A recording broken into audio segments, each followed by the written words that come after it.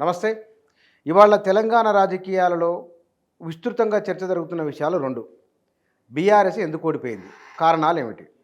రెండోది రేవంత్ రెడ్డి ముందున్న సవాళ్ళు ఏమిటి? ఈ రెండే. ఎందుకంటే మీడియాలో జరుగుతున్న చర్చలో ఒకరిద్దరు బీఆర్ఎస్ నాయకులు చేసిన కామెంట్లు, దానికి ప్లస్ మైనస్ లేదా సమర్థన వ్యతిరేకంగా జరుగుతున్న ఒకానొక చర్చ ఉన్నది. దీంతో పాటుగా బీఆర్ఎస్ నాయకులు వాళ్ళు ఇంకా ఆత్మవిమర్శ చేసుకున్నారా, ఎక్కడ లోపం జరిగిందో అర్థమవుతున్నదా అనే ప్రశ్న కూడా ఉన్నది. వీటికి సంబంధించిన విషయాలు మనం మాట్లాడుతూ మనతో రాజకీయ విశ్లేషకులు, తెలంగాణలో తెలంగాణ జీవితం పైన అద్భుతంగా చెప్పి మాట్లాడగలిగే ఒక 5-6 మందిలలో బి ప్రకాష్ రావు గారు ఒకరు, వారు మన దగ్గర ఉన్నారు. మాట్లాడదాం. అనగారు నమస్కారం. నమస్తే పుచ్చన్న. బీఆర్ఎస్ ఎందుకు ఓడిపోయింది? Straight question. బీఆర్ఎస్ ఓడిపోవడానికి ప్రత్యేక కారణాలు ఉన్నాయి. ఇది గతంలో ఏ ఎన్నికల్లో కూడా ఇట్లాంటి వాతావరణం రాలేదు. ఇది ఒక అరుదైన సన్నివేశం. ఇందులో ఏంటంటే గాలి అని చెప్దామా, ఆదిలాబాద్లోనేమో కొంత బీజేపీకి అనుకూలంగా వచ్చింది, హైదరాబాదు చుట్టుపక్కల మెదక్ వరకు కూడా బీఆర్ఎస్కి అనుకూలంగా వచ్చింది, తెలంగాణ మొత్తం కాంగ్రెస్కి అనుకూలంగా వచ్చింది. రూరల్ తెలంగాణ అంతా. ఇది ఒక గాలి అని చెప్పే పరిస్థితి లేదు. గతంలో ఎప్పుడు ఎలక్షన్ జరిగినా కూడా ఆ ఉమ్మడి రాష్ట్రంలో అయితే శ్రీకాకుళం నుంచి ఆదిలాబాద్ దాకా ఒకే వాతావరణం ఉండేది. ఇక్కడ అట్లా లేదు. ఇక్కడ రెండవది ఏంటంటే, పోనీ క్యాండిడేట్స్ అంతా నిజంగానే ఓడిపోయిన వాళ్ళంతా ప్రజలు అసహించుకున్నారా, అవినీతి పరులా అని అంటే, నిరంజన్ రెడ్డి లాంటి, పెద్ద రెడ్డి లాంటి మంచిగా పనులు చేసిన వాళ్ళు కూడా ఓడిపోయారు. అంటే ఎన్నడూ కాన్స్టిట్యున్సీలో అటువంటి డెవలప్ చేయనట్టు 40-50 ఏళ్ళ చరిత్రలనే అద్భుతంగా వర్క్ చేసిన వాళ్ళు కూడా ఓడిపోయారు. సో ఇది ఒక కారణం అంటూ ప్రత్యేకంగా చెప్పలేము, కానీ కొన్ని కారణాలను మనము విశ్లేషించవచ్చు. ఒకటేంటంటే, ఎలక్షన్ క్యాంపెయిన్ అంతా కూడా డెవలప్మెంట్ మీద జరగలేదు చర్చ. ఎందుకంటే కాంగ్రెస్కి ఒక సునీల్ కనుగోలు అని ఎవరైతే ఉన్నారో ఆయన ఒక డైరెక్షన్ ఇచ్చారు, ఒక వ్యూహకర్త. ఆయన ఒక డైరెక్షన్ ఇచ్చాడు. మీరు డెవలప్మెంట్ మీద కానీ సంక్షేమం మీద కానీ పోయిందంటే అది కేసీఆర్ ప్లస్ అవుతుంది. ఎందుకంటే డెవలప్మెంట్ విషయంలో కానీ సంక్షేమం విషయంలో కానీ ప్రశ్నించడానికి వీలు లేకుండా ఆయన డెవలప్ చేశాడు. బట్ మీరు మాట్లాడాల్సిందంతా అవినీతి, మీరు మాట్లాడాల్సిందంతా ఫ్యామిలీ రూల్ అని చెప్పాడు. సో ఆ రెండే ఎక్కువగా మనకు డామినేట్ చేసినాయి క్యాంపెయిన్ అంతా కూడా. సో అవి రెండు కూడా ప్రజల మీద కొంత పనిచేసినాయని చెప్పవచ్చు. అయితే డెవలప్మెంట్ విషయంలో ఏమంటారంటే, డెవలప్ చేసిన కానీ ఇంట్లోకి వెళ్ళి పెట్టలే కదా. చాలామంది అన్నారు. అంటే ఈ వాతావరణాన్ని వాళ్ళు క్రియేట్ చేయగలిగారు. నాకు కనిపించిన కారణాలలో ఫస్ట్ ఏంటంటే, ఆయన 10 మందిని మారిస్తే 9 మంది గెలిచారు. ఒక్క ఖానాపూర్ తప్ప మార్చిన ప్రతి స్థానంలో మార్చి పెట్టబడిన వ్యక్తి బీఆర్ఎస్ నుంచి గెలిచాడు. ఇంకొక 30 సీట్లు మార్చాలనేది కేటీఆర్ గారిలో కానీ, ఆ పీకే పోయేటప్పుడు ప్రశాంత్ కిషోర్ ఇచ్చిన డైరెక్షన్ కానీ, 30-40 మంది ఎమ్మెల్యేలు మార్చాలి అనేది ఒకటి 2 సంవత్సరాల నుంచి కూడా నానుతా ఉంది బీఆర్ఎస్లో. 2 సంవత్సరాలుగా. 2 సంవత్సరాలు అంటే ప్రశాంత్ కిషోర్ వదిలిపెట్టే సంవత్సరం పైన అయింది కదా. అయితే అందరిలో కూడా ఉండే కొందరు మర్డర్ చేశారు, ఆరోపణలు, కేసులు ఉన్నాయి వాళ్ళ మీద. కొందరేమో విపరీతమైన దళిత బంధు లాంటి దానిలో కూడా అవినీతి పాల్పడ్డారని ముఖ్యమంత్రి గారే అన్నారు. కొంతమందిని ప్రజలు అసహించుకున్నారు. మరి ఇటువంటి వాళ్ళను ఎందుకు కంటిన్యూ చేయాలి? నిజంగానే వాళ్ళని మార్చి ఉంటే ఇవాళ బీఆర్ఎస్ అధికారంలో ఉండేది. ఒక 30 మందిని కనుక మార్చి ఉంటే అధికారంలో ఉండేది. అంటే 30 సీట్లు వచ్చేది. ఇంకో 30 సీట్లు కాకపోయినా 20 సీట్లైనా వచ్చేది. అంటే ఇవాళ బీఆర్ఎస్ ఓటమికి ప్రధాన కారణం కేసీఆర్ గారు తీసుకున్న పాత వాళ్ళకే టికెట్లు ఇవ్వాలనే నిర్ణయం. ఎందుకంటే 2 సార్లు వాళ్ళు ప్రజల్లో పనిచేసిన తర్వాత ప్రజలకు వాళ్ళు ఏందో పూర్తిగా అర్థమవుతుంది. అర్థమైన తర్వాత మనకు కూడా అర్థమైంది కదా, మరి వాళ్ళకి ఎందుకు ప్రజలు ఓట్లేస్తారు?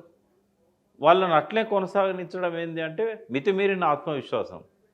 ఎందుకంటే వాళ్ళు నన్ను చూసి ఓట్లేస్తున్నారు, నేను చేసిన డెవలప్మెంట్ చూసేస్తున్నారు, నేను చేసిన సంక్షేమాన్ని చూసేస్తున్నారు అని చెప్పిన ఏదైతే మితిమీరిన ఆత్మవిశ్వాసం ఉన్నదో, ఏ తెలంగాణ అయితే కేసీఆర్ను నిలబెట్టి ఉద్యమంలో ఆయన వెంబడి నడిచి అన్నిసార్లు పడిపోయినప్పుడు ముందుండి వెన్ను తట్టి నిలబడ్డ తెలంగాణ ఇవాళ ఆయన అధికారంలో 3వసారి రావడానికి అడ్డుకున్నది. ఇవాళ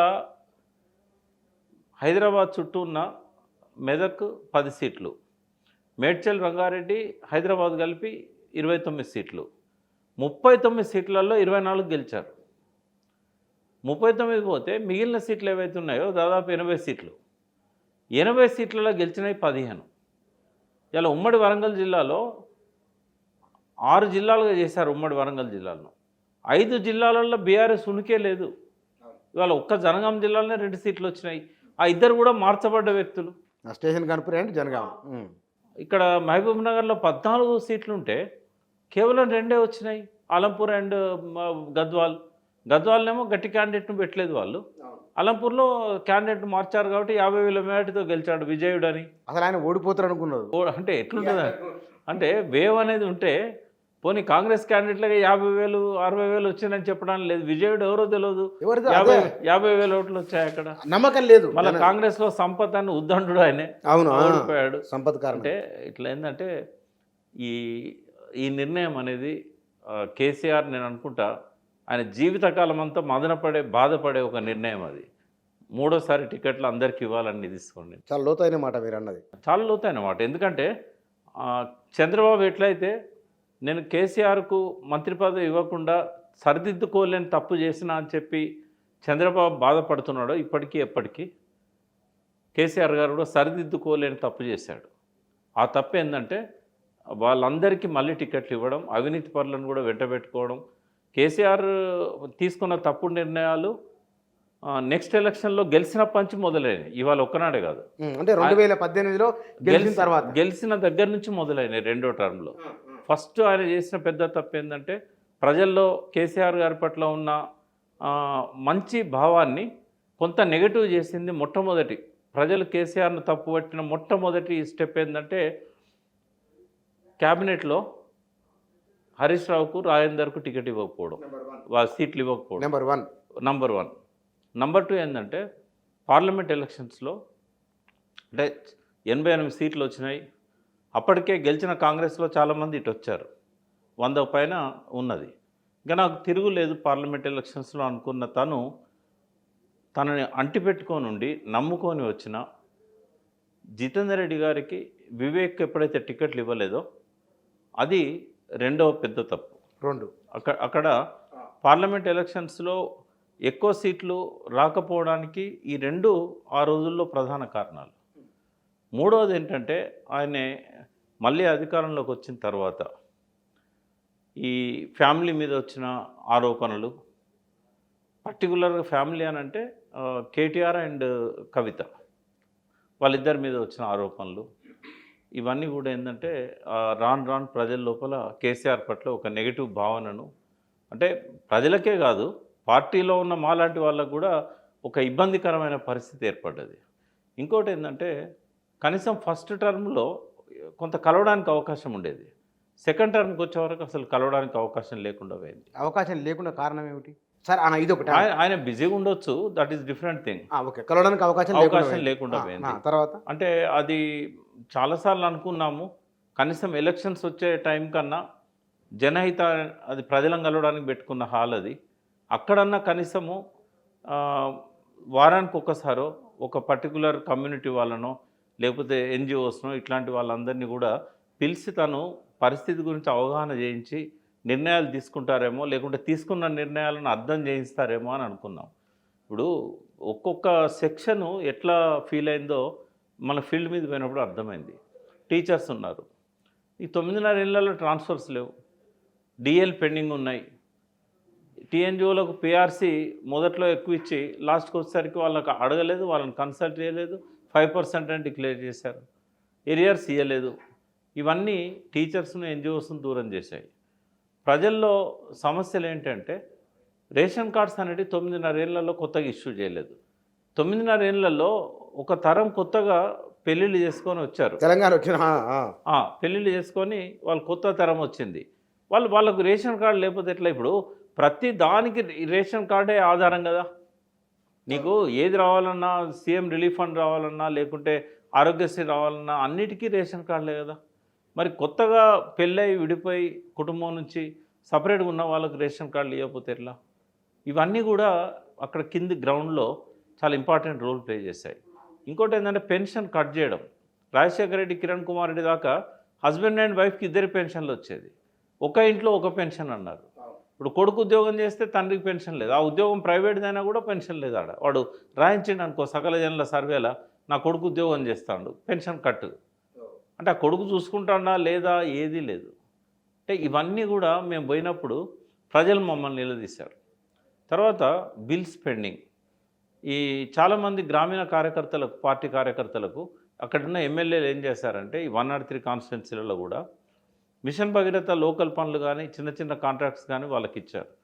వాళ్ళ బిల్స్ అన్నీ కూడా ఒక్కొక్కరి 5 లక్షలు, 10 లక్షలు, 20 లక్షలు, లేకపోతే కొంతమంది అయితే వేలే ఉన్నాయి, 70,000, 80,000 చిన్న చిన్న పనులు, పీస్ వర్కులు. అందరి బిల్లులు పెండింగే మొత్తానికి ఎలక్షన్ల దాకా. వాళ్ళు ఉత్సాహంతో పాల్గొనలేదు క్యాంపెయిన్లో, వాళ్ళు ఏ పార్టీలో పోలేదు, క్యాండిడేట్తోనే ఉన్నారు, కానీ ఎక్కడ ఉత్సాహంగా పనిచేస్తున్నట్టు కనబడలేదు. ఈసారి ఎక్కడ కూడా క్యాండిడేట్లకు కూడా ఉత్సాహం లేదు, క్యాండిడేట్ల వెనుక ఉన్న నాయకులకు, కార్యకర్తలకు కూడా ఉత్సాహం లేదు. క్యాండిడేట్లకి ఏమైంది? క్యాండిడేట్లకు ఏంటంటే వాళ్ళు కొంతమందికి ఏమో ఫైనాన్షియల్ ప్రాబ్లమ్స్, గతంలో లాగా వాళ్ళు ఖర్చు పెట్టలేదు ఈసారి.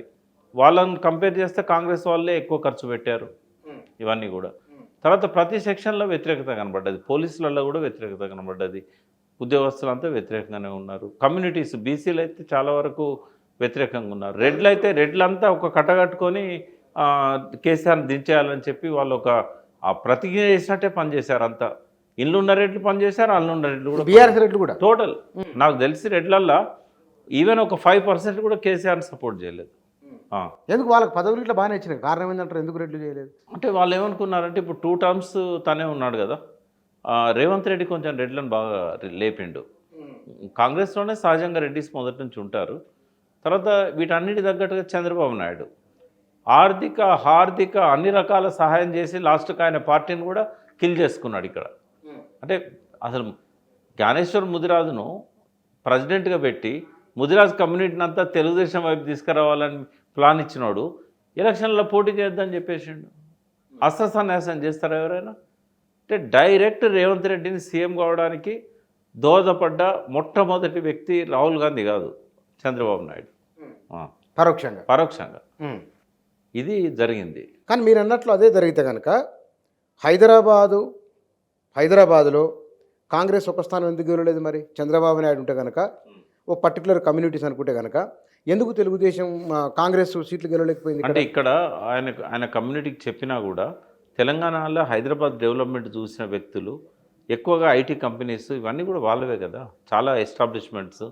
వాళ్ళు చెప్పినంత మాత్రాన ఓట్లేయాలని ఏం లేదు. బట్ గోపీనాథ్ వాళ్ళ మనిషే, తర్వాత షేర్లింగంపల్లి గాంధీ గారు వాళ్ళ మనిషే, వాళ్ళ క్యాండిడేట్లు ఉన్న కాడ వాళ్ళు వేసుకున్నారు. ఎక్కువగా కేంద్రీకరించింది ఆ ఏరియాలనే వాళ్ళు. తర్వాత మిగతా ఏరియాల్లో కూడా కొంత బీఆర్ఎస్ యొక్క పాజిటివ్ ఓట్ అనేది వాళ్ళల్లో కూడా వచ్చింది. బట్ ఇక్కడ నేను చెప్పేది కేవలం క్యాస్ట్ ఓట్స్ గురించే కాదు. చంద్రబాబు నాయుడు తెలుగుదేశం మొత్తాన్ని అటువైపు డైవర్ట్ చేయడంలో, తర్వాత ఆర్థికంగా కూడా చేశారనేది ఒక ప్రచారం అవుతున్నది. ఎందుకంటే నేరుగా ఈ కార్పొరేషన్లలోనైతేనేమో డివిజన్ లెవెల్ వరకు, మున్సిపాలిటీలలో అయితే వార్డ్ లెవెల్ వరకు, గ్రామాలలో అయితే గ్రామంలో ఉన్న పార్టీ నాయకుని వరకు ప్యాకెట్స్ వెళ్ళినాయి డైరెక్ట్ ఎలక్షన్స్ కంటే ముందు. ప్యాకెట్స్ నేరుగా వాళ్ళ పేరుతో. అంటే ఎంత పకడ్బందీగా ఏర్పాట్లు చేశారంటే అసలు మనం ఊహించలేము, అంత పర్ఫెక్ట్గా పోయినాయి. అంటే return gift KCR, return gift Chandrababu.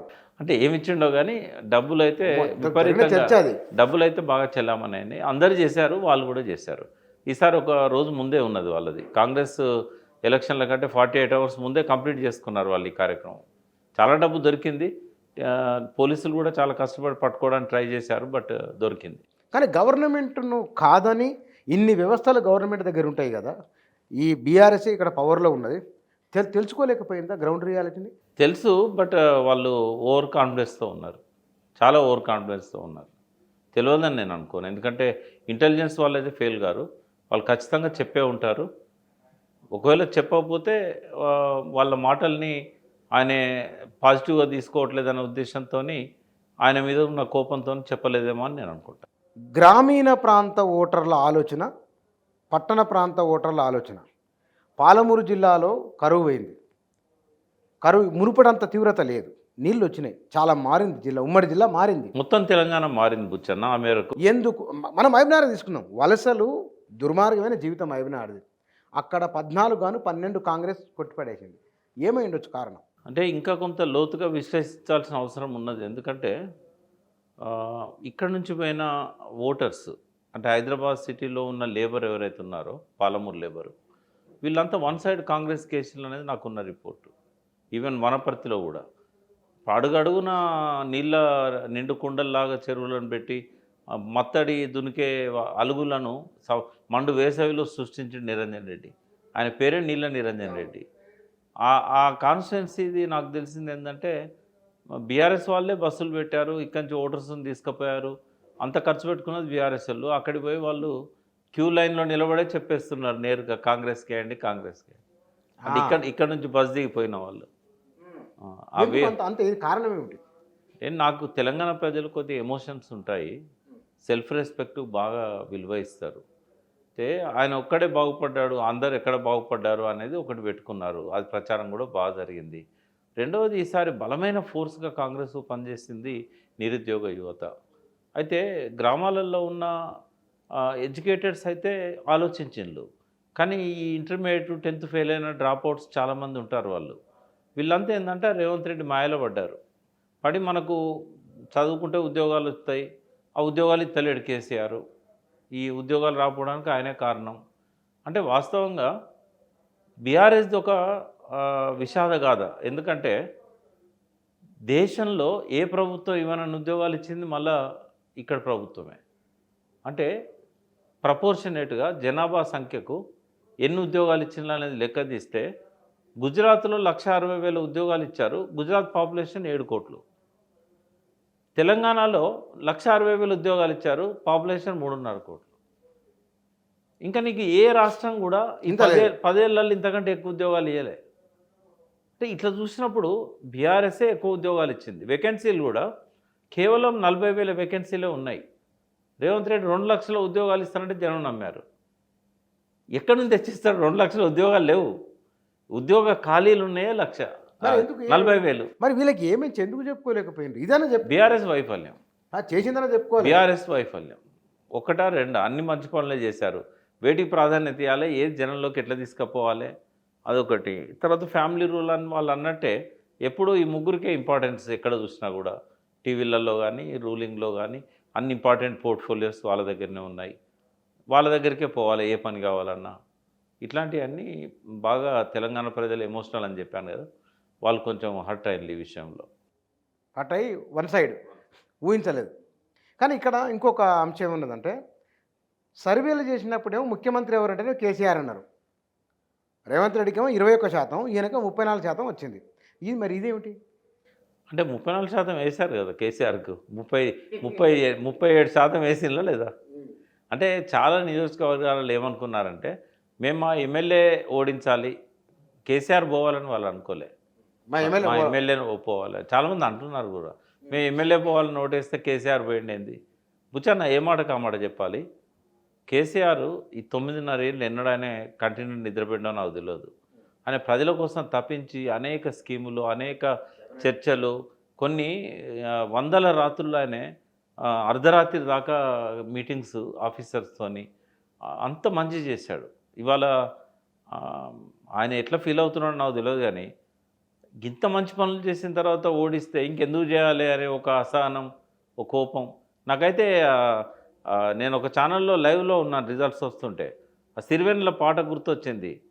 నిగ్గదీసి అడుగు ఈ సిగ్గు లేని జగాన్ని, అగ్గితోని కడుగు ఈ సమాజ జీవోత్సవాన్ని, మారదు లోకం మారదు కాలం అని చెప్పి అంత కోపం వచ్చింది. కానీ ప్రజల మీద కోపపడితే మనకు వచ్చేది ఏం లేదు. ఇక్కడ మన వైఫల్యం ఉన్నది, వాళ్ళు చేసిన దుష్ప్రచారం కూడా బాగా పనిచేసింది. అంటే ముందు మనం మన వైఫల్యం ఉందో. ఇప్పుడు అన్నీ చేసిన తర్వాత మీరు బొమ్మరిల్లి సినిమా చూసిండ్రా? బొమ్మరిల్లి సినిమాలో ప్రకాష్ రాజ్ పాత్ర కేసీఆర్దని అన్నీ చేసిండు. కొడుకుకి ఏమేం కావాలనో తండ్రి అన్నీ చేసిండు. కానీ కొడుకు కోరుకున్నది ఏమిటి? తండ్రి అర్థం చేసుకోలేదు. ఈ పోలిక సరిపోయిందా? అంటే కొడుకు విషయంలో అది సరిపోద్ది, కానీ సమాజం విషయంలో ప్రజలకు అదే కొడుకు అంటే సమాజం అదేంటంటే ఒకటి ఏంటంటే వ్యక్తిగతంగా అంటే ఈ సమాజంలో ఇప్పటికి కూడా సూర్యుని చూపెడితే ఏళ్ళు చూస్తారు కూర్చొని. ఇప్పుడు సూర్యుని వెలుగులు కావాలి మనకు, ఈ వేలు అక్కర్లేదు. కానీ ఇంకా జనంలో సూర్యుని చూపెడితే వేలును చూపెట్టే సంస్కృతే కనబడుతుంది. వాళ్ళు కూడా అదే ప్రచారం చేశారు. ఈ వేలు గురించే ప్రచారం చేశారు. ఆ వెలుగుల గురించి ప్రచారం చేయలేదు. కౌంటర్గా కూడా బీఆర్ఎస్ ఓవర్ కాన్ఫిడెన్స్తో పోయి విషయాల లోతుల్లోకి పోలే. ఇంకోటి ఏంటంటే ఈసారి కేసీఆర్ గారి ప్రచారంలో ఆయన ఆయన చాలా కష్టపడ్డాడు. ప్రతిరోజు 3-4 మీటింగ్స్ అడ్రస్ చేశాడు. 97 సభలు చేశాడు. మామూలు విషయం కాదు. 97 సభలు చేశాడు. ఈ సభల్లో ఆయన ఓటు విలువ గురించి చెప్పాడు, ప్రజాస్వామ్యం గురించి చెప్పాడు. బట్ ఒక మైనస్ పాయింట్ ఏంటంటే ఆ స్పీచ్లు అన్నిటిలో కూడా ప్రజల్లో ఏ ఆలోచన వాళ్ళ మెదళ్ళను తొలుస్తుంది, దానికి ఏం చెప్పాలి అనేది ఆయన పూర్తిగా పక్కకు పెట్టిండు. ఇది చాలా పెద్ద తప్పు. ఒక స్పీకర్ ఏంటంటే పబ్లిక్లో మైండ్ సెట్ ఏంది అనేది అర్థం చేసుకొని మాట్లాడాలి. ఆయనను మించిన స్పీకర్ లేడు కదా, లేడు, ఇండియాలోనే లేడు. అంత గొప్ప స్పీకర్ లేడు. కానీ ఈసారి ఎందుకు ఫెయిల్ అయ్యాడు అనే ఎందుకు ఫెయిల్ అయ్యాడు? చాలా స్పీచ్లు నేను విన్నాను. ఆయన ఈ విషయాల మీద పోలేదు అసలు. ఇప్పుడు ఆయన ఫ్యామిలీ రూల్ గురించి మాట్లాడలేదు, ఆయన అవినీతి విషయాల మీద మాట్లాడలేదు, ఆయన కాళేశ్వరం మీద మాట్లాడలేదు, ఆయన జనంలో నిరుద్యోగ సమస్య మీద బాగా చర్చ జరుగుతుంది. నిరుద్యోగ రక్షణ సమితిని పెట్టి వాళ్ళు ప్రచారమే చేశారు. ఊళ్ళల్లో కూడా ప్రతి ఊళ్ళో నిరుద్యోగుల గురించి వస్తుంది. ఆ ఉద్యోగాల గురించి మాట్లాడలేదు. ఇవన్నీ కేటీఆర్ మాట్లాడింది తప్ప ఆయన మాట్లాడలేదు. ఇవన్నీ కూడా ఆయన మైనస్ పాయింట్స్. ఆయన ఎంత పెద్ద స్పీకర్ అయినా, ఎంత గొప్పవాడైనా ఎప్పుడో ఒకసారి తప్పులు చేస్తాడు. ఆయన ఉపన్యాసాలల్లో ప్రజల మనస్సులల్లో ఏం జరుగుతుంది, చర్చ ఏం మేధో మదనం అవుతుంది. మరి కేవలం ఇంటెలిజెన్స్ మీద ఆధారపడడం వల్ల ఈ లోపం జరిగిందా? జనరల్గా పార్టీలు ఎప్పుడు కూడా ఓన్ ఇంటెలిజెన్స్ పెట్టుకోవాలి. బట్ టీఆర్ఎస్లో ఓన్ ఇంటెలిజెన్స్ లేదు. ఎందుకు లేదు? అసలు పార్టీ అనేది ఒక్క మాట చెప్పాలంటే గాల్లో ఉంది. బీఆర్ఎస్ పార్టీ అనేది గ్రౌండ్లో లేదు, గాల్లో ఉంది. ఏంది 2 సార్లు అధికారంలోకి వచ్చిన పార్టీని అంటున్నారు మీరు?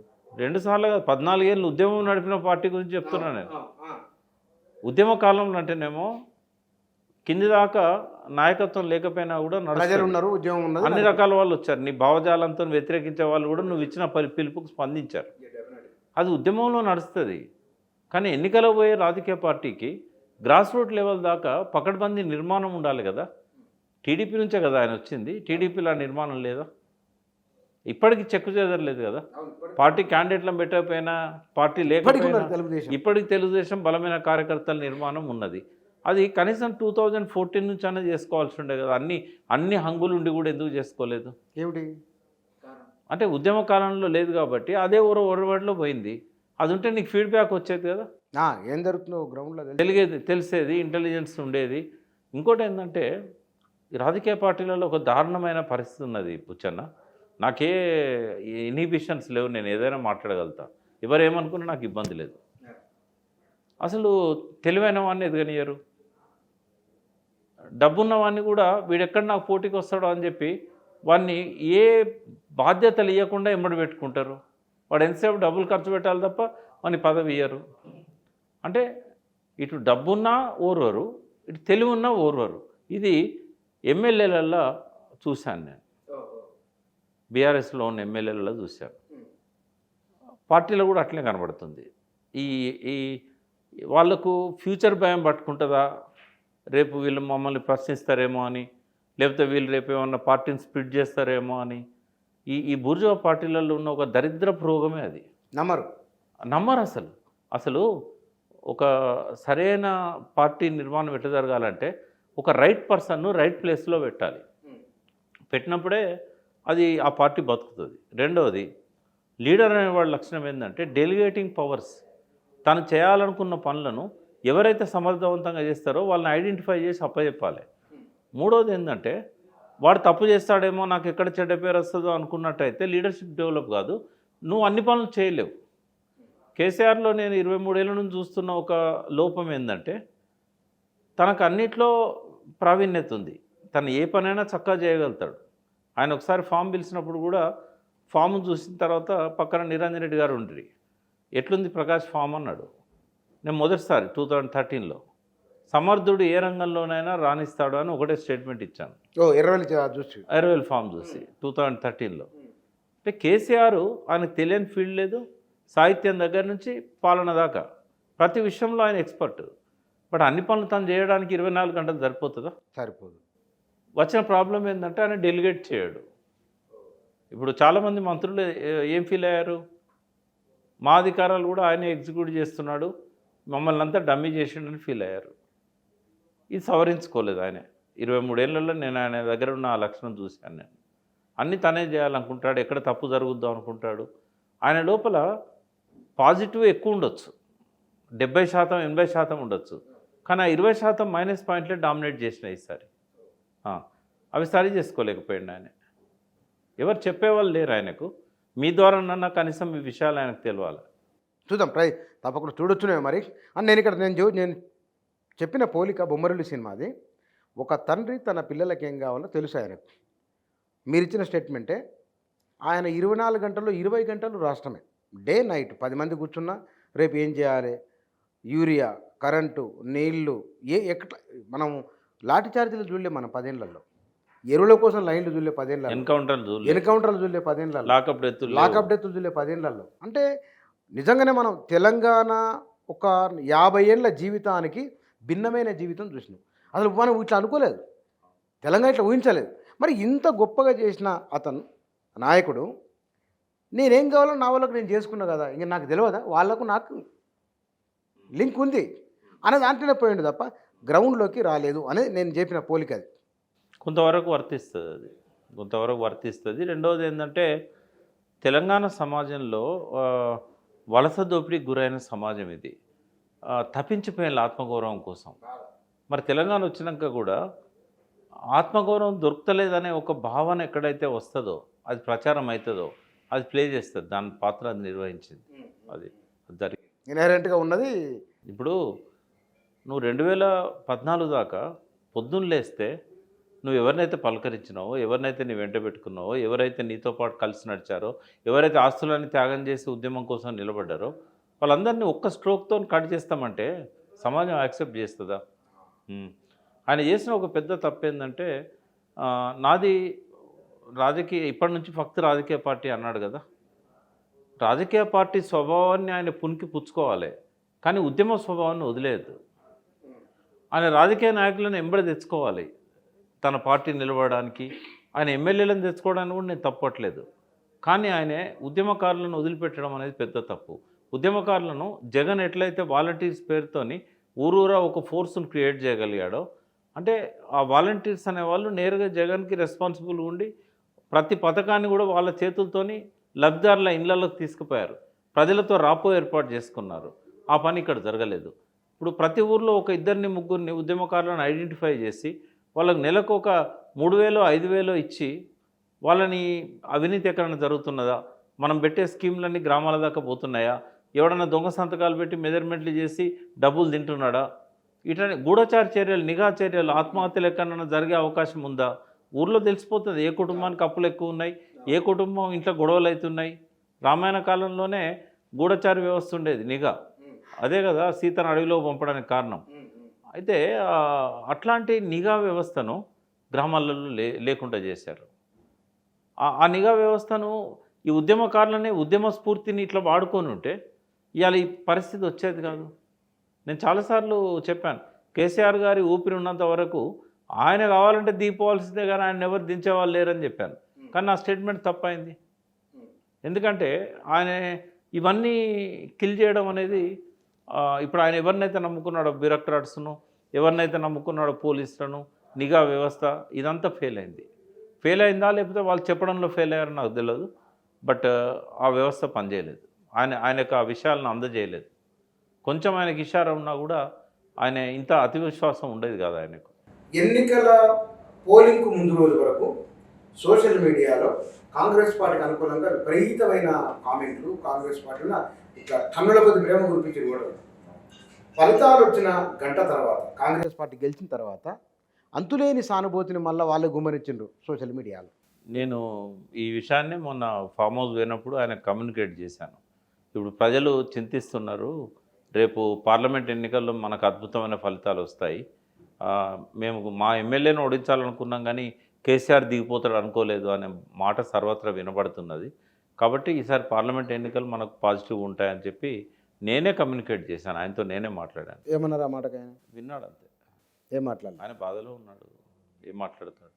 మీరు ఫామ్ హౌస్కి వెళ్ళినప్పుడు జనరల్గా మీతో మాట్లాడేదానికి ఓటమి తర్వాత బహుశా ఆయన ఊహించలేదు బీఆర్ఎస్ ఓడిపోతే నేను ఊహలో లేదు, అంచనాకు లేదు, అసలు లేదు, అంచనా లేదు. అసలు లేదు. 60 అన్నా గెలుస్తాం, 65 అన్నా గెలుస్తాం అనేది అంటున్నారు. అంటే పోతే 30 మంది పోతారు అనుకున్నాడు.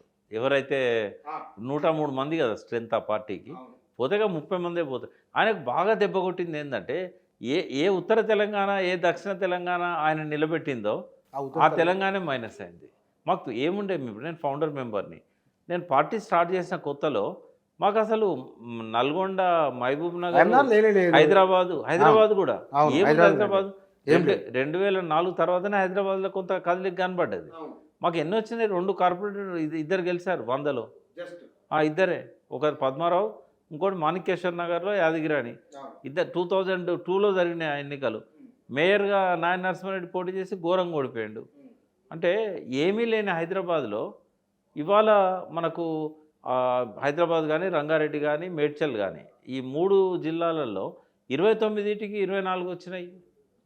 మెదక్ కూడా కలిపి 39కి 24 వచ్చినాయి. ఈయనే ఉన్నాయి, సగం సంఖ్య ఈయనే ఉన్నది. అంటే ఆయన జీర్ణించుకోలేకపోతున్నాడు ఇప్పటికీ. ఇంత చేసిన రూరల్ తెలంగాణ ఎందుకు ఇట్లా అయింది? బహుశా మీరు చెప్పిన ఆత్మగౌరవం ప్రజలు, అంటే కోట్ల మంది తెలంగాణ ప్రజల ఆత్మగౌరవానికి రిప్లికా కేసీఆర్ 100%, అందులో సందేహమే లేదు. ఆ రిప్లికనే తమను పట్టించుకోలేదన్న బాధ రూరల్ తెలంగాణలో ఉన్నది. ఎందుకంటే ఉద్యమంలోకి వచ్చింది పట్టణం వాళ్ళు కాదు, పల్లెటూరు వాళ్ళు. ఇంకోటి మనము అంటే బ్యూరోక్రాట్స్ ఆయన ఎవరినైతే నమ్ముకున్నాడో అందరు అగెనిస్ట్ అయ్యారు. బయటికి కనబడలేదు. బట్ ఎలక్షన్స్ అయినాక పోస్ట్ మార్టం చేస్తే అసలు చాలా ఘోరమైన విషయాలు బయటపడుతున్నాయి. నేను మీడియాలో చెప్పలేను. అంటే అందరూ కాంగ్రెస్ పనిచేశారు, బ్యూరోక్రాట్స్ అంతా మెయిన్ వాళ్ళందరూ చేశారు, ఇంపార్టెంట్ వాళ్ళందరూ చేశారు. పోలీసులలో ఉన్న టాప్ ఆఫీసర్స్ అందరూ చేశారు. వీళ్ళల్లో వచ్చిన ఈ వ్యతిరేకత ఏంది అనేది, ఎందుకంటే వాళ్ళని ఆయన నమ్ముకున్నాడు, ఆయన వల్ల వాళ్ళు బాగుపడ్డారు. మరి వాళ్ళు ఎందుకు ఇది చేశారో అర్థం కావట్లేదు. ఆయన వల్ల బాగుపడిన తర్వాత ఒకటి బీహార్ లాబీ అనేది బాగా ప్రచారమైంది. బీహార్ లాబీ అని అందరు బీహారీలే ఎక్కువ మంది ఉన్నతమైన బ్యూరోక్రాటిక్ పొజిషన్లలో వచ్చారు. యాదృచ్ఛికమా లేకపోతే ఇట్లా? యాదృచ్ఛికం ఏం కాదు అది. అక్కడ ఏంటంటే ఎప్పుడు చూసినా కూడా ప్రతి గవర్నమెంట్లో వాళ్ళది కొంచెం డామినేటింగ్ ఉంటుంది. మెయిన్గా బ్రాహ్మణులు, తర్వాత బీహార్ నుంచి వచ్చే ఎస్టీలు, ఉత్తరప్రదేశ్, బీహార్ ఆ ప్రాంతాల నుంచి వచ్చే ఎస్టీలు. మరి ఎందుకో ఈసారి అన్ని ఇంపార్టెంట్ పొజిషన్స్లలో బీహారీలే ఉన్నారు. ఆ బీహారీలు కూడా అంటే సెకండ్ టర్మ్లో పర్టికులర్గా ఇంపార్టెంట్ పోర్ట్ఫోలియోస్ అన్నీ వాళ్ళే ఉన్నారు, బ్యూరోక్రాట్స్. మరి ఎందుకో వాళ్ళ పట్ల కూడా ఒక వ్యతిరేకత బ్యూరోక్రాట్స్లలో వచ్చింది, లోకల్ బ్యూరోక్రాట్స్లలో వచ్చింది. అదే బహుశా వాళ్ళ అసహనం అటువైపు దారి తీసిందేమో తెలియదు. ఇది ఒకటి అయ్యిండి వచ్చిన ఒక కారణం. శాంతికుమార్ వచ్చే వరకు సోమేష్ కుమారే, ఆయన చాలామంది 11 మందిని ఓవర్టేక్ చేసి సిఎస్గా తీసుకున్నారు ఆయన్ని. ఇట్లాంటివన్నీ ఉన్నాయి. ఒకటి ఈ సందర్భం వచ్చింది కాబట్టి చెప్తున్నా నేను. ఫ్లైఓవర్ వేస్తే చంద్రబాబు మీద నువ్వు ప్రాజెక్టులు కట్టమంటే ఫ్లైఓవర్ వేసినామన్నాం. అదే ఫ్లైఓవర్ మీద మనం తిరిగినాం, ట్రాఫిక్ తగ్గిందని చెప్పినాం మనం. అంటే ఒక్కొక్క టైంలో ఆనాడు చంద్రబాబు నాయుడు విలన్ తెలంగాణకు, ఆ ఫ్లైఓవర్ డెవలప్మెంట్కు మళ్ళీ కొనసాగించడానికి ఒక బేస్ వేసినాయి. బహుశా చంద్రబాబు నాయుడు ఆనాడు తెలుగు సమాజాన్ని అర్థం చేసుకోలేదు, ఇవాళ ఈయన అనుకోవచ్చా? అంటే వాస్తవంగా డెవలప్మెంట్ విషయంలో చూసినప్పుడు ఆయన కొంత రూరల్ నెగ్లెక్ట్ చేశాడు. వ్యవసాయాన్ని, తర్వాత గ్రామీణ కుటీర పరిశ్రమల్ని, గ్రామీణ జల వనరులను, గ్రామీణ ఆర్థిక వ్యవస్థను మొత్తం నిర్లక్ష్యం చేసి ఎక్కువ అర్బనైజేషన్ ఆయన లోపల ఉండే. బట్ కేసీఆర్ అటు వ్యవసాయాన్ని, పల్లెలను పట్టించుకున్నాడు, గ్రామీణ ఆర్థిక వ్యవస్థను బలోపేతం చేసిండు, ఇటు పట్టణాలను కూడా బాగా సంపన్నంగా చేశాడు. అంటే ఆ విజన్ ఇంత కరెక్ట్గా ఆయన ఇంప్లిమెంట్ చేశారు. ఎవరికి ఇప్పుడు రాజశేఖర రెడ్డి ఏమో వన్ సైడ్ గ్రామాల మీద పడ్డాడు, ఆయన పట్టణాన్ని నెగ్లెక్ట్ చేశాడు. బట్ ఈయనకు 2 ఉన్నాయి. ఇటు కేటీఆర్ రెండు అర్బనైజేషన్ పట్ల కూడా ఆయనకు మంచి విజన్ ఉంది. విశ్వనగరం అని పేరు పెట్టిందే కేసీఆర్. మరి ఇంత బాగా ఇటు చేసిండు, అంత బాగా అటు చేశాడు. కానీ చిన్న చిన్న వ్యక్తిగత పొరపాట్ల వల్లనే ఆయన కేవలం ఆయన లోపల జనించిన కొన్ని నెగిటివ్ థాట్సే ఇవాళ ప్రభుత్వం పడిపోవడానికి ప్రధాన కారణం అనేది అనుకోవచ్చు మనం. ఇంకెవరో కాదు రెస్పాన్సిబుల్. ఈ ఓటమికి ఆయనే బాధ్యత తీసుకోవాలి. ఆయన మళ్ళీ పడి లేచిన కడల తరంగంలాగా మళ్ళీ లేవాలి. మళ్ళీ లేస్తాడు 100%. ఇంకోటి మళ్ళీ లేచినప్పుడు ఈ తప్పులు చేయడు ఆయన, మళ్ళీ పొరపాట్లు జరగవు.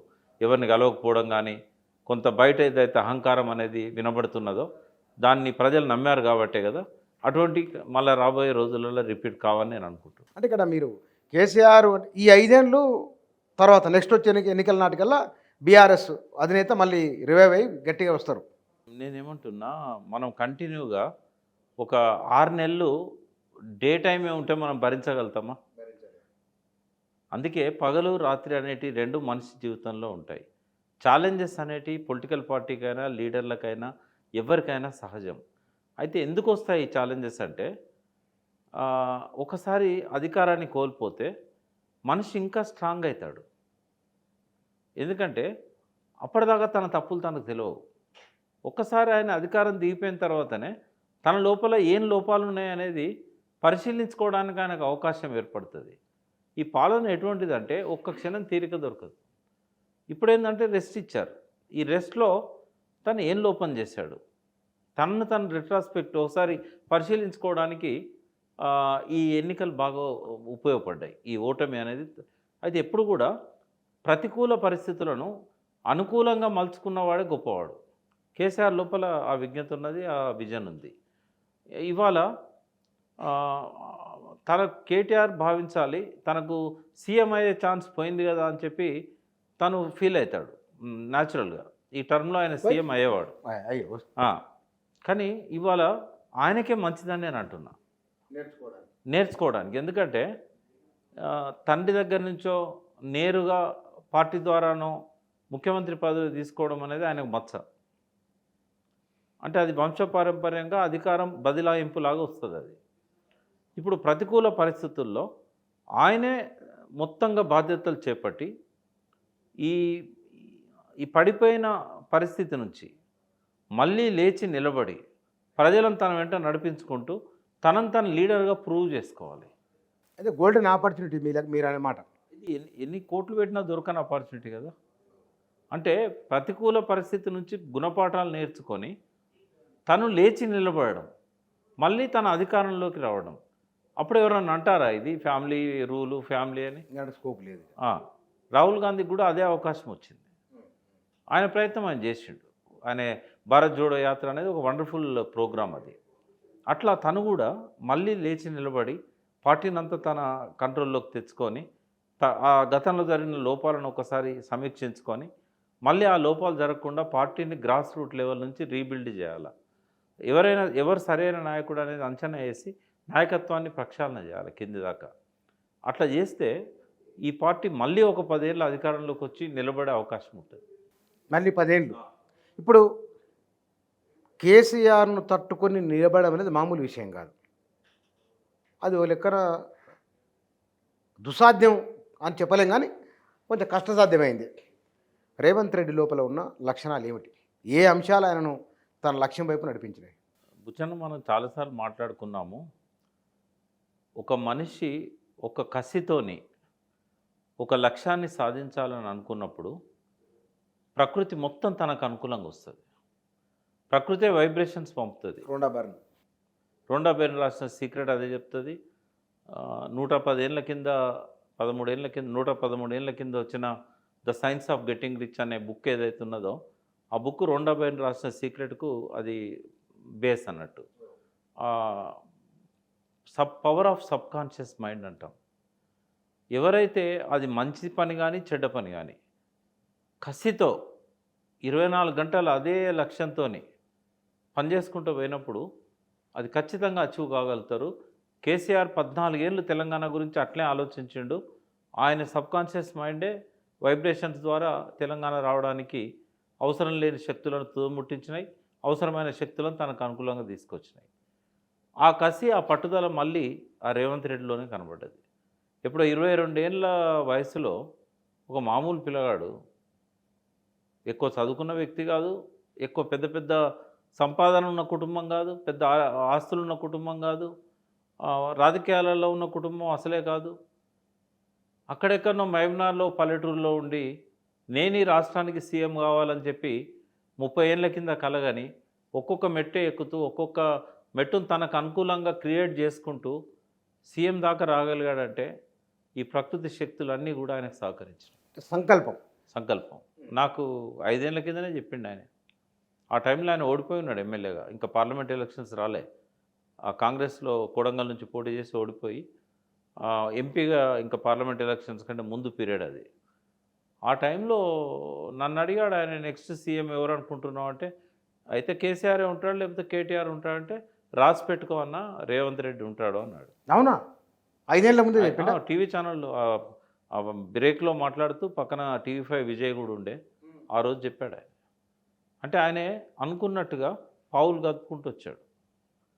ఒక ఇండిపెండెంట్గా ఆయన ముందు ఆయనది చాలామంది తెలియని విషయం ఏంటంటే, టీఆర్ఎస్ పెట్టినప్పుడు ఆయన టీఆర్ఎస్లోకి వచ్చాడు. వచ్చినప్పుడు అక్కడ స్థానిక నాయకత్వం ఆయనకు జెడ్పీటీసీ టికెట్ ఇవ్వలేదు. మిడ్జిల్ నుంచి జెడ్పీటీసీ టికెట్ ఇవ్వలేదు. ఇవ్వకపోతే టీఆర్ఎస్కి రిజైన్ చేసి ఇండిపెండెంట్ నిలబడి గెలిచాడు. మళ్ళీ ఎమ్మెల్సీగా ఇండిపెండెంట్గా లోకల్ బాడీస్ నుంచి పోటీ చేసి ఎమ్మెల్సీకి గెలిచాడు. గెలిచినాక టీడీపీలో పోయి జాయిన్ అయ్యాడు. ఆయనకు టీడీపీ సహకరించింది ఎమ్మెల్సీ కావడానికి. సో ఒక్కొక్క అడిగే ఆయన క్రియేట్ చేసుకుంటూ ఎదిగి వచ్చాడు. చాలా వ్యూహకర్త లెక్కన ఆయన. మంచి వ్యూహం. ఆ వ్యూహం ఉంది, దాని తగ్గట్టు కార్యాచరణ ఉంది. ఒక లక్ష్యాన్ని సాధించడానికి ఏం చేయాలనో అన్నీ చేశాడు. ఆయనకు తెలుసు సీఎం కావాలంటే డబ్బు కావాలి. డబ్బు కోసం ఆయన ఏం చేశాడు, హైదరాబాద్కి వచ్చి రియల్ ఎస్టేట్ స్టార్ట్ చేశాడు. 15-20 ఏళ్ళు రియల్ ఎస్టేట్లో ఆయన ఎంత సంపాదించాడో నాకు తెలియదు, కానీ ఆయన ఏనా డబ్బుకి ఇబ్బంది పడని సిచ్యువేషన్ క్రియేట్ చేసుకున్నాడు. తర్వాత సోర్సెస్, అందరు సొంత డబ్బులతో ముఖ్యమంత్రులు కాలేరు. ఆయన సోర్సెస్ క్రియేట్ చేసుకున్నాడు. డబ్బు పెట్టే కాడ డబ్బు పెట్టి పదవులను తెచ్చుకున్నాడు. మంచితనం కాడ మంచితనంతో చేసుకున్నాడు. ఆయన కులాన్ని ఉపయోగించుకున్నాడు. ఆయన తనకున్న అనుచరులందరినీ ఉపయోగించుకున్నాడు. పరిచయాలన్నింటిని ఉపయోగించుకున్నాడు. తెలియని కాడ పోయి తెలుసుకున్నాడు, నేర్చుకున్నాడు, ఎదిగిండు. నాలెడ్జ్ కూడా తక్కువ ఉన్నదని నేను చెప్పాను. విపరీతంగా చదువుతారట ఆయన. చదవడమే కాదు, ఆయన ఎవరి దగ్గర నాలెడ్జ్, కేసీఆర్ గారు కూడా అంతే. ఆయన బాగా చదువుతాడు, ప్రతి విషయాన్ని క్షుణ్ణంగా తెలుసుకుంటాడు. ఆ లక్షణం మళ్ళీ ఆయన లోపల కూడా ఉంది. నేను ఆయన క్లోజ్గా ఈ 5 ఏళ్ళు అబ్జర్వ్ చేయలేదు, కానీ ఆయన సీఎం అయినాక ఆయన వీడియోస్ అన్ని చూస్తూ ఉంటే చాలా మెచ్యూరిటీ కనబడ్డది. ఎవరు? రేవంత్ రెడ్డి. ఓకే. తర్వాత ఒక అసాధారణ వ్యక్తిత్వం అని చెప్పొచ్చు. అందరు అనుకుంటున్నట్టు ఆయన ఏదో 5 ఏళ్లలో దించుతాం అనుకోవడం మాత్రం అది భ్రమే.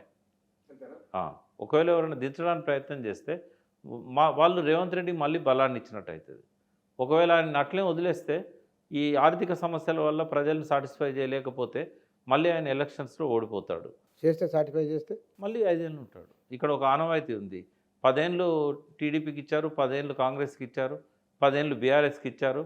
ఆయన మంచిగా పరిపాలన చేస్తే 10 ఏళ్ళు ఆయనే ఉంటాడు. డోకాలేదు. ఒకవేళ పార్టీలో అంతర్గత సమస్యలు వస్తే సార్ట్అవుట్ చేసుకోగలడా? అది హైకమాండ్ ఉందిగా. వస్తున్నాయి, ప్రతిరోజు వస్తున్నాయి. ఎందుకంటే సీనియర్లు అందరిని పక్కన పెట్టి ఆయనకు ముఖ్యమంత్రి ఇచ్చినప్పుడు సీనియర్స్ ఏదో ఒకటి చేయాలనుకుంటారు కదా. కానీ వాళ్ళ వలన అధికారంలోకి రాలేదు కదా. అందుకే హైకమాండ్ అనేది మొత్తానికి కీలకం. ఇప్పుడు ఇక్కడ రేవంత్ రెడ్డిని ముఖ్యమంత్రి చేసింది కూడా హైకమాండే. అంటే కేవలం ఆయన పేరు పంపడమే కాదు, ఆయన ముఖ్యమంత్రి కావడానికి ప్రతి గ్రామంలో కూడా సర్వే చేయించి ఆఖరి నిమిషంలో చిన్నారెడ్డి లాంటి ఒక సీనియర్ రాజకీయ నాయకుడిని బీఫామ్ ఇచ్చి కూడా మళ్ళీ ఆయన దగ్గర బీఫామ్ తీసుకొని వేరే ఒక మామూలు వ్యక్తికి, ఒక అనామకుడు అతనికి టికెట్ ఇచ్చారు. అనామకుడేగా, అక్కడ పేరున్న వ్యక్తేనట. అక్కడ పేరు అంటే ఆయన పొలిటికల్గా ఏమి ఎదగలేదు. ఆయన బిజినెస్ మ్యాన్. స్థానికంగా ఏదో జెడ్పీటీసో ఏదో మనకు తెలియదు, లోకల్ బాడీస్లో ఉంటే ఉండొచ్చు. బట్ ఆయన ఒక ఎమ్మెల్యే స్థాయి వ్యక్తిగా జిల్లాలో కూడా ప్రొజెక్ట్ అనే వ్యక్తి కాదు ఆయన. మరి బిజినెస్ పరంగా కేవలం డబ్బు పెట్టి గెలిచిందా అంటే డబ్బుతో అట్లా గెలవడం సాధ్యం కాదు. ఆయనకు అనుకూలించింది. అయితే అటువంటి వ్యక్తిని ఐడెంటిఫై చేసి చిన్నారెడ్డిని తీసేసి ఆయనకు టికెట్ ఇవ్వడం అనేది హైకమాండ్ ఎంత గ్రౌండ్లోకి వెళ్ళి వాళ్ళు స్టడీ చేశారని చెప్పడానికి ఆ టికెటే కారణం.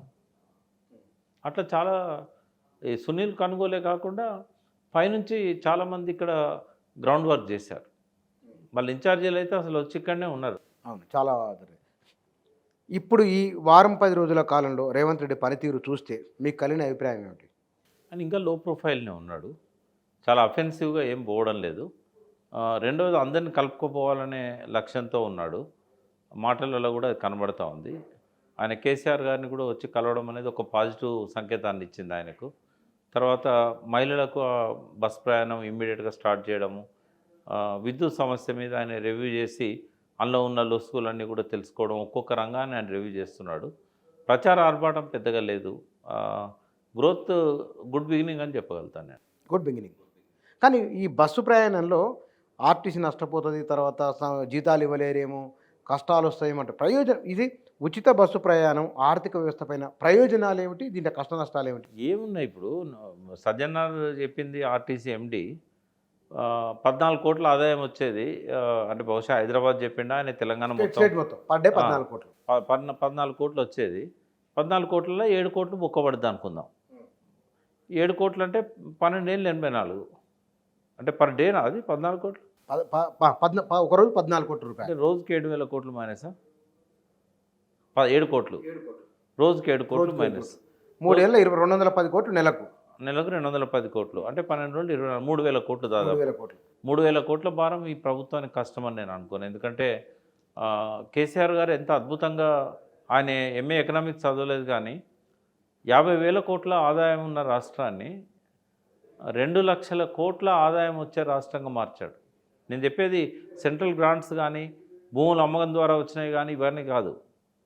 ఓన్లీ రెవెన్యూ మనకు వచ్చే ఆదాయం 50,000 కోట్ల నుంచి 2 లక్షల కోట్లకు తీసుకుపోయాడు.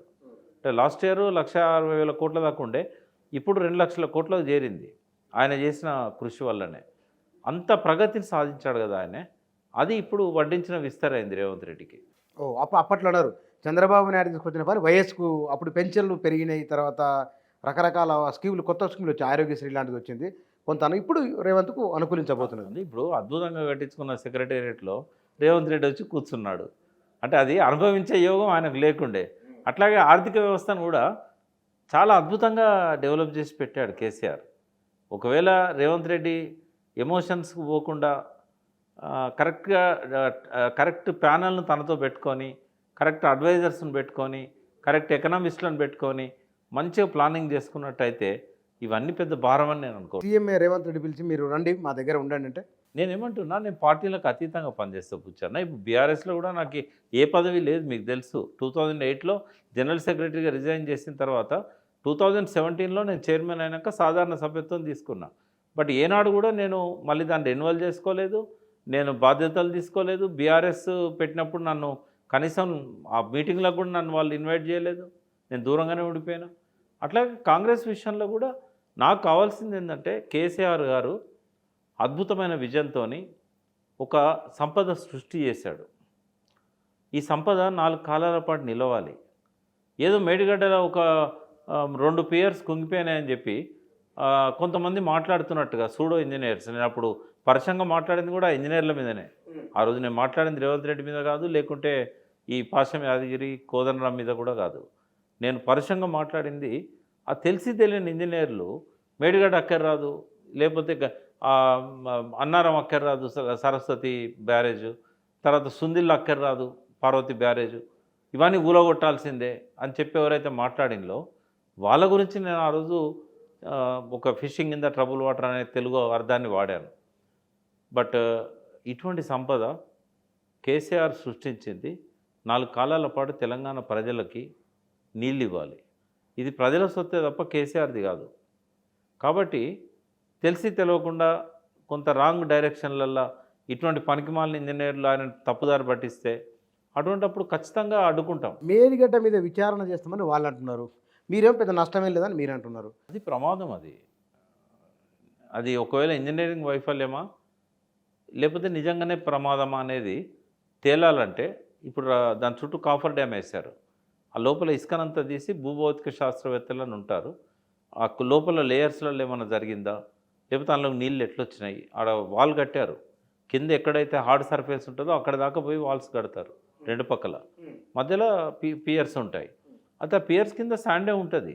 అది ఎట్లా కదిలింది అనేది ఇప్పుడు, ఎందుకంటే దాని అటుపక్క ఇటుపక్క వాల్ ఉన్నప్పుడు అందులో వాటర్ ఫ్లోనే ఉండదు కదా.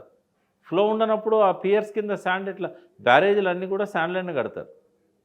బ్యారేజీలు అన్నీ రాక్ మీద కడతారు. రాక్ అనేది ఉంటే డ్యామ్ కడతారు. రాక్ మీద కట్టేది డ్యామ్. రాక్ లేని కాడ 4 సార్లు రాక్ లేని కాడ కింద ఇసుకలనే ఉంటాయి పియర్స్. కానీ ఇటుపక్క అటుపక్కన వాల్ వేసి ఆ వాల్ను మాత్రం కింద హార్డ్ సర్ఫేస్ అంటే గట్టి మట్టి దొరికేదాకా పెడతారు. నీళ్ళు నల్ల పోవడానికి ఉండదు. బట్ ఎట్లా పోయినాయి, దాని కింద శాండ్ ఎట్లా లీక్ అయింది అంటే బరువుకి ఏమన్నా భూమి పొరల్లో ఏమన్నా కదిలికి వచ్చిందా, వాటర్ నిల్వ చేస్తారు కదా, అది కూడా 10 టీఎంసీలే చేశారు, మొత్తం లెవెల్ వరకు కూడా చేయలేదు. మరి ఏం జరిగిందనేది ఇప్పుడు ఎంక్వైరీ జరుగుతుంది. ఇప్పటివరకు కూడా కరెక్ట్ రీజన్ అనేది ఇంకా తెలియలేదు. ఇప్పుడు అది పరిశోధిస్తే తప్ప తెలియదు. దానికి ఇరిగేషన్ ఇంజనీర్లకు ఏం తెలియదు. అది జియో ఫిజిసిస్టులని ఎన్జిఆర్ఐ లాంటి సంస్థలు వాళ్ళు ఇచ్చిన రిపోర్ట్ ప్రకారమే అక్కడ కట్టారు. అది కేసీఆర్ సెలెక్ట్ చేసిన సైట్ ఏం కాదు. అది కేసీఆర్ గారు అన్నది ఏంటంటే కాళేశ్వరం కాడ ఏదన్నా బ్యారేజ్ కట్టి నీళ్ళను పైకి ఎత్తిపోయాలన్నాడు. ఆ స్టడీ చేసి సైట్ను 10 కిలోమీటర్ల కింద కాళేశ్వరానికి ఆ సైట్ సెలెక్షన్ చేసింది ఇంజనీర్స్, జియో ఫిజిసిస్టులు. పర్టికులర్గా భూగర్భంలో ఏముందని అవగాహన ఉన్న వాళ్ళు ఇచ్చిన రిపోర్ట్ ఆధారంగానే చేశారు. అది ఇవాళ తెలంగాణ రాజకీయం, కాంగ్రెస్ పార్టీ, బీఆర్ఎస్ గురించి మాట్లాడినాం. రేవంత్ ముందున్న సవాలు బహుశా ఏముండవచ్చు? ఆయనకున్న సవాల్ ఏంటంటే ఆయన ఒక టీం వర్క్ చేయాలి. ఆయన టీం లీడర్గా ఎవాల్వ్ కావాలి. ఆ విషయంలో కొన్ని లోపాలు ఉన్నాయి ఆయనకి. ఆయన టీం లీడర్ లక్షణాలను పెంచుకోవాలి. తర్వాత ఎవరిని కూడా పక్కన పెట్టకూడదు. అందరి అభిప్రాయాలకు విలువ ఇవ్వాలి.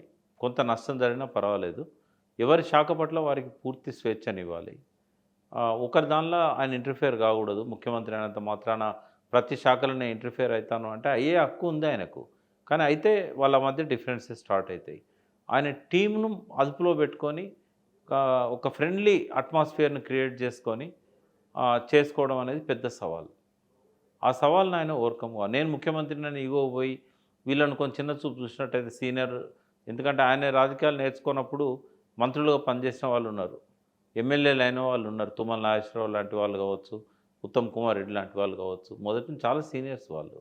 అంటే వీళ్ళ పట్ల ఆయన ఆ ఫ్రెండ్లీ అట్మాస్ఫియర్ను కలుపుకొని డిసిషన్లు తీసుకోవడము, ఈవెన్ ముఖ్యమంత్రి పరిధిలో ఉండే నిర్ణయాలు కూడా వాళ్ళతో సంప్రదిస్తే తప్పేముంది, ఒక కలెక్టివ్ డిసిషన్స్కి రావచ్చు కదా. అట్లా ఒక టీం వర్క్ అనేది ఆయన చేయడంలో ఆయన ఇంకా ఎదగాల్సి ఉంది. ఆ లక్షణాలను ఆయన సంతరించుకోవాల్సిన అవసరం ఉన్నది. రెండవది ఏంటంటే ఆయన కనుక స్టేబుల్గా ఉన్నట్టయితే, వీళ్ళెవరు దించక వీళ్ళందరూ ఆయనతోనే ఉండి అట్లా ఉన్నట్టయితే, ఆయన ముందున్న సవాల్ ఏంటంటే ఫైనాన్షియల్. ఆయన ఇచ్చిన ప్రామిసెస్ అమలు చేయాలంటే బడ్జెట్ను పెంచుకోవాలి. ఇప్పుడున్న రాబడి సరిపోదు, 2 లక్షల కోట్లు కూడా చాలదు.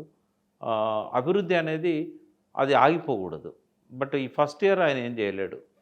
ఇంకో 1 ఇయర్ వరకు కర్ణాటకలో ఎట్లయితే గెలిచినాక ఫస్ట్ 1 ఇయర్ అంతా కూడా అభివృద్ధి ఆగిపోయిందో ఇక్కడ కూడా ఆగిపోతుంది. ఈ 1 ఇయర్ పాలమూరు రంగారెడ్డికి కానీ ఇతరత్ర, అంటే అవి బ్యాంకు లోన్స్ మీద ఆధారపడి జరిగే ప్రాజెక్టు. ఒకవేళ ఆయన తెచ్చుకోగలిగితే అది కూడా నడుస్తుంది. బట్ అది కూడా ఉండాలి. ఆ బ్యాంకులను తర్వాత అప్పిచ్చే సంస్థల్ని సమన్వయం చేసుకోవడం. తర్వాత కేవలం గవర్నమెంట్ నేరుగా చేసిన అప్పులే కాకుండా ప్రతి డిపార్ట్మెంట్లో కూడా అప్పులు ఉంటాయి. ఇరిగేషన్లో అప్పులు ఉంటాయి, ఎలక్ట్రిసిటీ శాఖలో అప్పులు ఉంటాయి. ఆయన ఏ శాఖను టచ్ చేసినా కూడా అందులో కొంత అప్పు కనబడుతూ ఉంటుంది.